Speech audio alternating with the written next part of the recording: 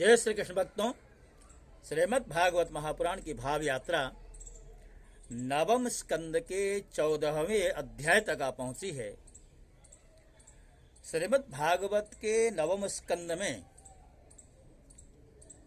आरंभ में 13 अध्यायों में सूर्यवंशी राजाओं का चरित्र दिया गया।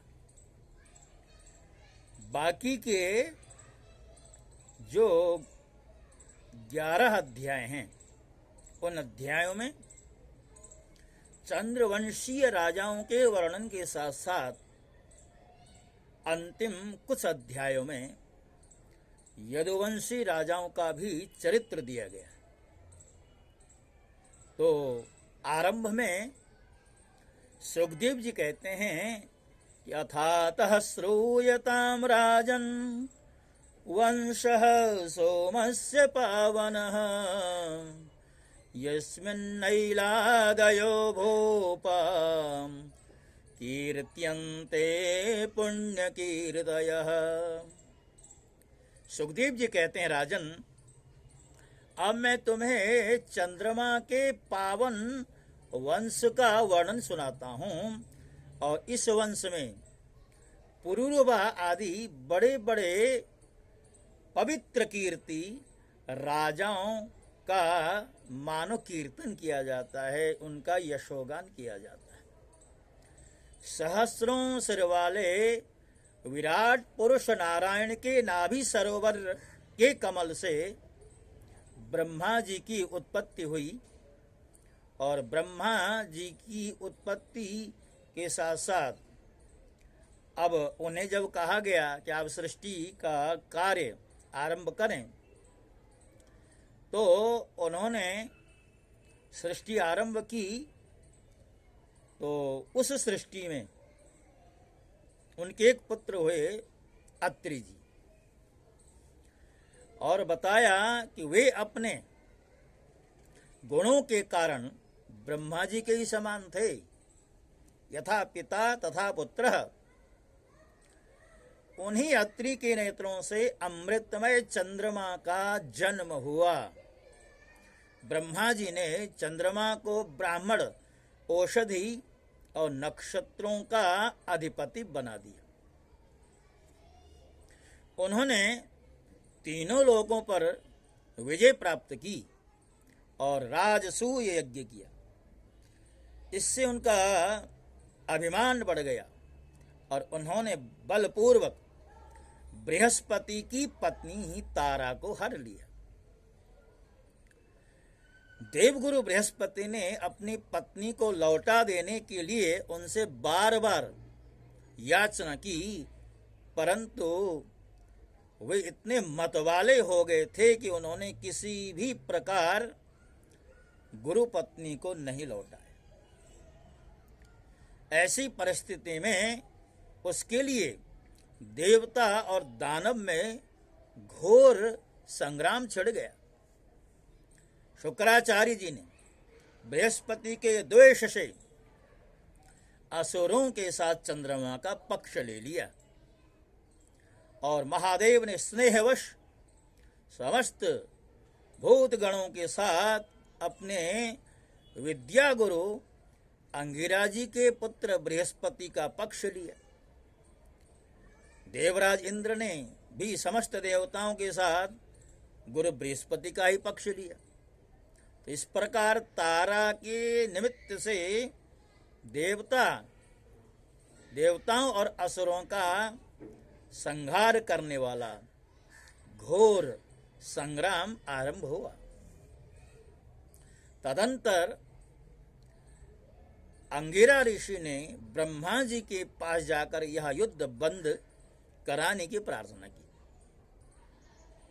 इस पर ब्रह्मा जी ने चंद्रमा को बहुत डांटा फटकारा और तारा को उसके पति बृहस्पति को लौटाने के लिए कहा, और चंद्रमा मान भी गया। जब बृहस्पति को यह ज्ञात हुआ कि तारा तो गर्भवती है, तो उन्होंने कहा, अरे दुष्टे, मेरे क्षेत्र में यह तो किसी दूसरे का गर्भ दिखाई देता है तो इसे त्याग दे। डर मत, मैं तुझे जलाऊंगा नहीं, क्योंकि एक तो तू स्त्री है और दूसरे मुझे भी संतान की कामना है। देवी होने के कारण तो निर्दोष भी है। अपने पति की बात सुनकर तारा अत्यंत लज्जित हुई।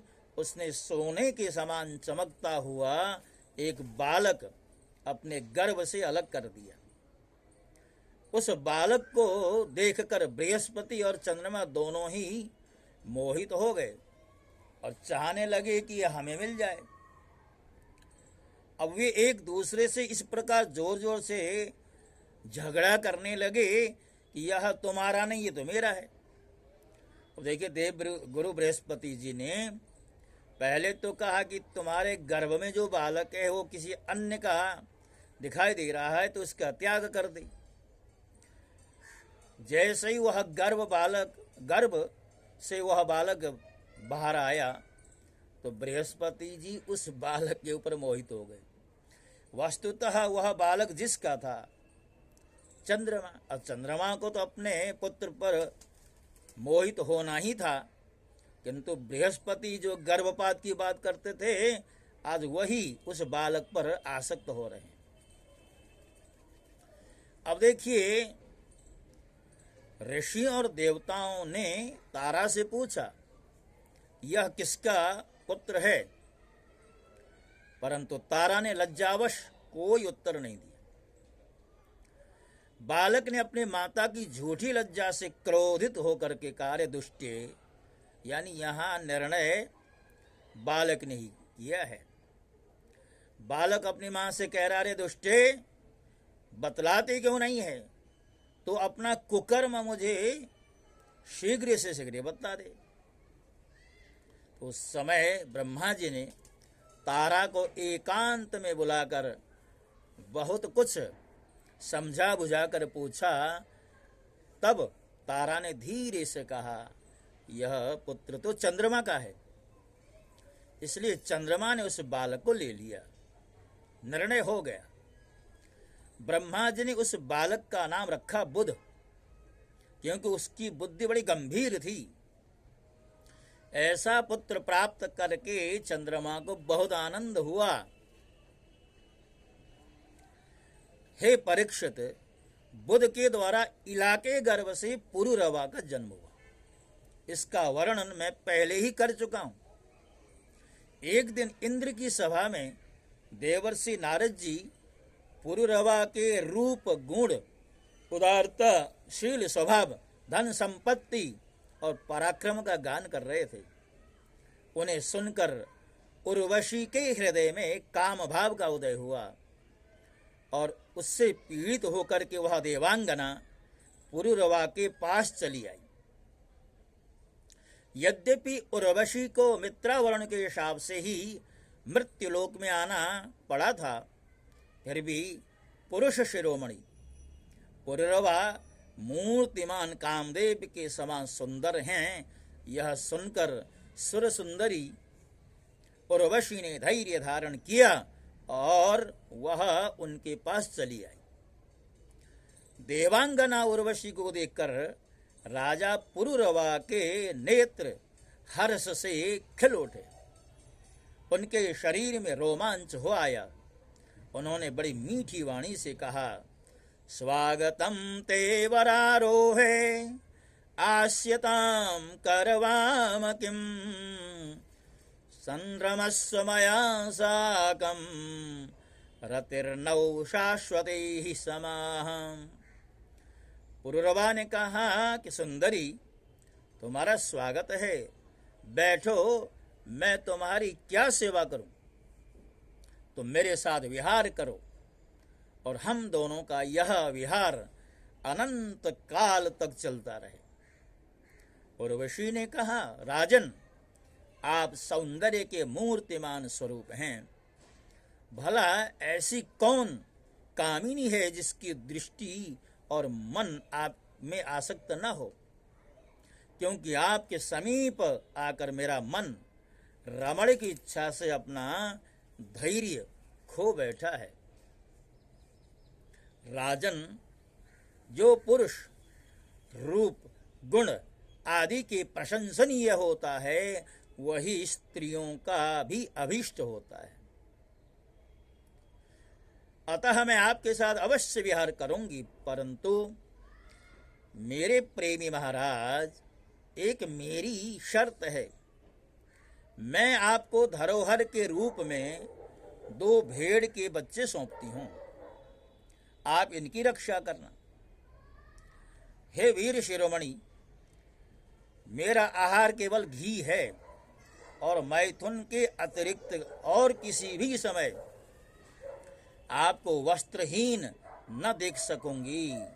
परम मनस्वी पुरुरवा ने कहा, ठीक है। ऐसा कह करके उसकी शर्त स्वीकार कर ली। फिर उर्वशी से कहा, तुम्हारा यह सौंदर्य अद्भुत है, तुम्हारा भाव अलौकिक है, यह तो सारी मनुष्य सृष्टि को मोहित कर रहा है। देवी, कृपा करके तुम स्वयं यहाँ आई हो, फिर कौन ऐसा मनुष्य है जो तुम्हारा सेवन न करना चाहेगा या नहीं करेगा। हे परीक्षित, तब उर्वशी काम शास्त्रोक्त पद्धति से पुरुष श्रेष्ठ पुरुरवा के साथ विहार करने लगे। वे भी देवताओं की विहार स्थली, चैत्ररथ, नंदनवन आदि उपवनों में स्वच्छंद विहार करने लगे। देवी उर्वशी के शरीर से कमल केसर की सी सुगंध निकला करती थी। उसके साथ राजा पुरुरवा ने बहुत वर्षों तक आनंद विहार किया। वे उसके मुख की सुरभि से अपनी सुधबुध खो बैठे। इधर जब इंद्र ने उर्वशी को नहीं देखा, तब उन्होंने गंधर्वों को उसे लाने के लिए भेजा और कहा, उर्वशी के बिना मुझे यह स्वर्ग फीका जान पड़ता है। अर्थात उर्वशी से ही स्वर्ग की शोभा है। अब जिन गंधर्वों को उर्वशी को लाने के लिए भेजा, रात के समय घोर अंधकार में वहां पहुंचे जहां उर्वशी थी। उर्वशी की दोनों भेड़ों को, जिन्हें उसने राजा के पास धरोहर के रूप में रखा था, चुरा कर चलते हुए उर्वशी ने जब गंधर्वों के द्वारा ले जाए जाते हुए अपने पुत्र के समान प्यारे भेड़ों को बें बें करते हुए सुना है, तब वह कह उठी कि अरे, इस कायर को अपना स्वामी बना करके मैंने ठीक नहीं किया, यह तो नपुंसक जान पड़ता है। इससे मेरे जो भेड़ के बच्चे हैं उनकी रक्षा नहीं हो सकी, नहीं बचा सका। इसी पर विश्वास करने के कारण लुटेरे मेरे बच्चों को लूट कर ले गए। मैं तो मर गई। देखो तो सही, या दिन में तो मर्द बनता है, किंतु रात में स्त्रियों की तरह डर कर सोया हुआ है। भक्तों, उर्वशी को तो पुरुरवा के पास से जाना था, क्योंकि स्वर्ग ही उर्वशी का एक तरह से निश्चित स्थान था, अपना स्थान सा था, और स्वर्ग की शोभा उर्वशी के बिना थी ही नहीं। तो ऐसा उपक्रम रचा कि भेड़ के बच्चे राजा को एक तरह से अमानत के रूप में सौंप दिए, इनकी रक्षा की जिम्मेवारी राजा को दे दी। और इंद्र भी कम चतुर थोड़े ही, उन्होंने गंधर्वों को भेजा। रात्रि के समय गंधर्वों ने भेड़ के बच्चे चुरा लिए। उर्वशी राजा के ऊपर बिगड़ पड़ी। अनाप शनाप जो है दुर्वचनों के द्वारा राजा को एक तरह से अपमानित करने लगी। अब देखिए, जैसे कोई हाथी को अंकुश से बेध डाले, वैसे ही उर्वशी ने अपने वचनों से राजा को बींध दिया, राजा का तिरस्कार कर दिया। राजा पुरुरवा को बड़ा क्रोध आया और हाथ में तलवार लेकर वस्त्रहीन अवस्था में ही वे उस ओर दौड़ पड़े। गंधर्वों ने उनके झपटते ही भेड़ों को तो वहीं छोड़ दिया और स्वयं बिजली की तरह चमकने लगे।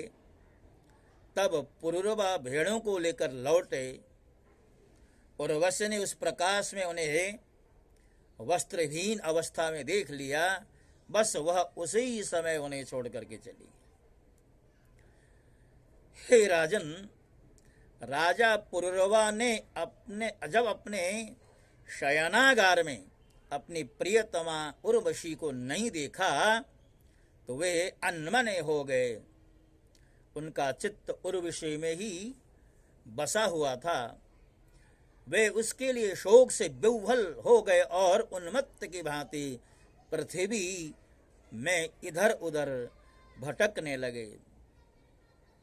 एक दिन कुरुक्षेत्र में सरस्वती नदी के तट पर उन्होंने उर्वशी और उसकी 5 प्रसन्न मुखी सखियों को देखा और बड़ी मीठी वाणी से कहा, प्रिय तनिक ठहर जाओ, एक बार मेरी बात सुन लो। हे निष्ठुरे, अब आज तो मुझे सुखी किए बिना मत जाओ, क्षण भर ठहरो, आओ हम दोनों कुछ बातें तो कर लें। देवी, अब इस शरीर पर तुम्हारा कृपा प्रसाद नहीं रहा, इसी से तुमने इसे दूर फेंक दिया है। अतः यह मेरा सुंदर शरीर अभी ढेर हुआ जाता है और तुम्हारे देखते देखते इसे भेड़िए खा जाएंगे। उर्वशी कहती है, राजन तुम पुरुष हो, इस प्रकार मत मरो। देखो सचमुच ये भेड़िए तुम्हें खा न जाएं। स्त्रियों की किसी के साथ मित्रता नहीं हुआ करती। स्त्रियों का हृदय और भेड़ियों का हृदय बिल्कुल एक जैसा ही होता है। स्त्रियां निर्दयी होती हैं, क्रूरता तो उनमें स्वाभाविक ही रहती है।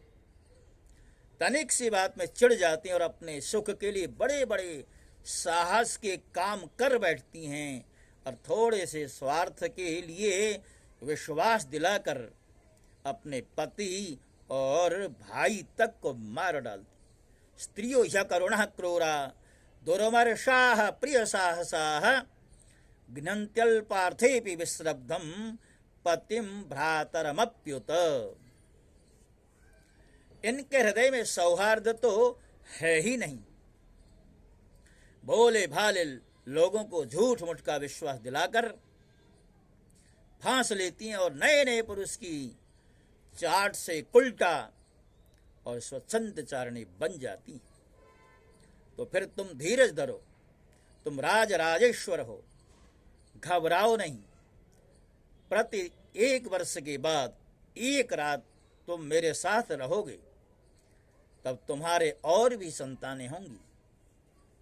राजा पुरुरवा ने देखा कि उर्वशी गर्भवती है, इसलिए वे अपनी राजधानी लौट आए। 1 वर्ष के पश्चात फिर वहां गए, तब तक उर्वशी एक वीर पुत्र की माता बन चुकी थी। उर्वशी के मिलने से पुरुरवा को बड़ा सुख मिला और वे एक रात उसी के साथ रहे। प्रातःकाल जब वे विदा होने लगे तब विरह के दुख से वे अत्यंत दीन हो गए। उर्वशी ने उनसे कहा, तुम इन गंधर्वों की स्तुति करो, ये चाहें तो तुम्हें मुझे दे सकते हैं। तब राजा पुरुरवा ने गंधर्वों की स्तुति की।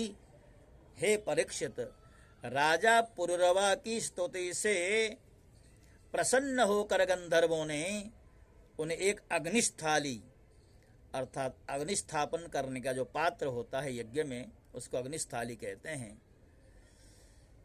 तो वो पात्र पुरुरवा को दिया।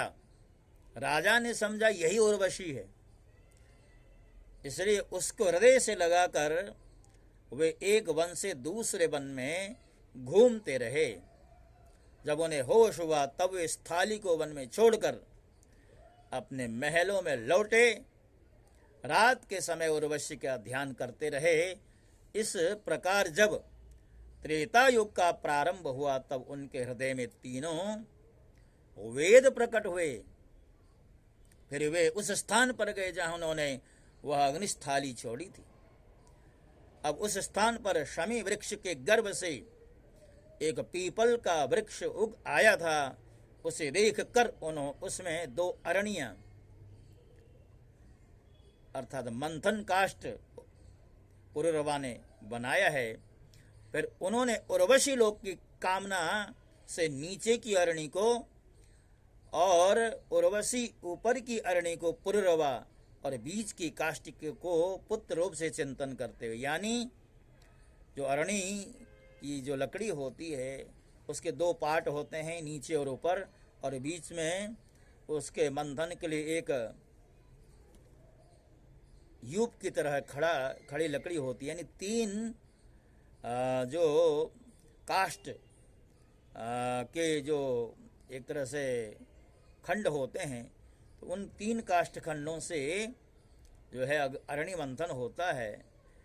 तो राजा पुरुरवा ने निचला जो भाग था उसको उर्वशी का रूप माना, और ऊपर वाला जो काष्ठ होता है उसको स्वयं का रूप माना, और बीच का जो काष्ठ है जिससे एक तरह से घर्षण होता है उसको पुत्र रूप में चिंतन करते हुए अग्नि प्रज्वलित करने वाले मंत्रों से मंथन किया। उनके मंथन से जातवेदा नाम का अग्नि प्रकट हुआ। राजा पुरुरवा ने अग्नि देवता को त्रैविद्या के द्वारा आहवनीय, गार्हपत्य और दक्षिणाग्नि 3 भागों में विभक्त करके पुत्र रूप से स्वीकार कर लिया। यानी अग्नि के 3 जो स्वरूप हैं वो पुरुरवा के ही पुत्र माने गए। फिर उर्वशी लोक की इच्छा से पुरुरवा ने उन तीनों अग्नियों द्वारा सर्वदेव स्वरूप इंद्रियातीत यज्ञपति भगवान श्री हरि का यजन किया।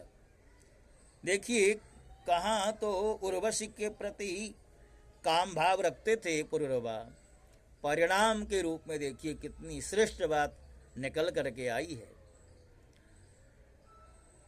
परीक्षित, त्रेता के पूर्व सत्य युग में एकमात्र प्रणम ओंकार ही वेद था। सारे वेद शास्त्र उसी के अंतर्भूत थे। देवता थे एकमात्र नारायण, और कोई न था। अग्नि भी 3 नहीं केवल 1 था, और वर्ण